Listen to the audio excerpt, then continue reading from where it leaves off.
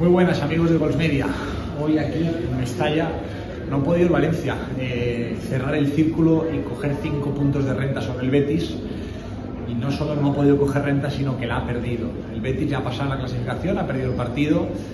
Y vaya por delante que creo que hoy es el día que hay que poner más en el pedestal a Rubén Baraja, porque creo que él, repasando lo que tiene entre manos en la plantilla, sí que tiene todo el mérito. Los chavales tienen el mérito del compromiso, de querer, de empujar, pero es que están cumpliendo el sueño. Es que hay muchos que están jugando en primera división y eso es un sueño que les ha permitido Baraja y que les ha permitido un máximo accionista que no tiene ningún cariño hacia el Valencia, porque con muy poquito que hubieran ayudado a Baraja en enero, seguramente hoy el Betis no hubiera ganado el partido.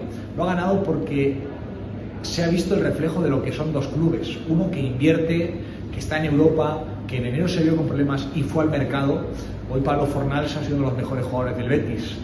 Hoy Bakambu, jugador de enero, fichaje de enero, ha sido un jugador que le ha dado mucho al Betis.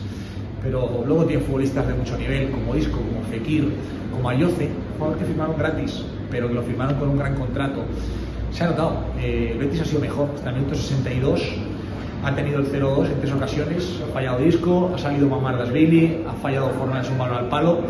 Merecía ir ganando 0-2 el Betis, pero el fútbol muchas veces pasa como hoy, un penalti que decía Pellegrini que no lo es, yo creo que sí lo es y que la culpa es de Miranda, le ha metido la en el partido y le ha dado opciones de ponerse 2-1, pero un golpe de suerte de vuelta al Betis, que los había tenido en contra, pues les ha hecho llevarse el partido.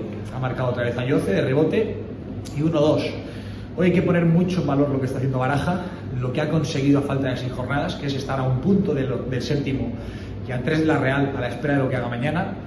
Pero por supuesto también hoy es el día para señalar al máximo accionista su nula implicación con este club, que no le tenga ninguna ganas de hacerle crecer, y sobre todo a aquellos que siguen defendiendo al máximo accionista, que es una vergüenza absoluta para este club. Hoy lo hemos visto, no nos confundan, que tengamos orgullo de los chavales y de Baraja no significa que no denunciemos que hay un máximo accionista que ha abandonado al Valencia Club de Fútbol.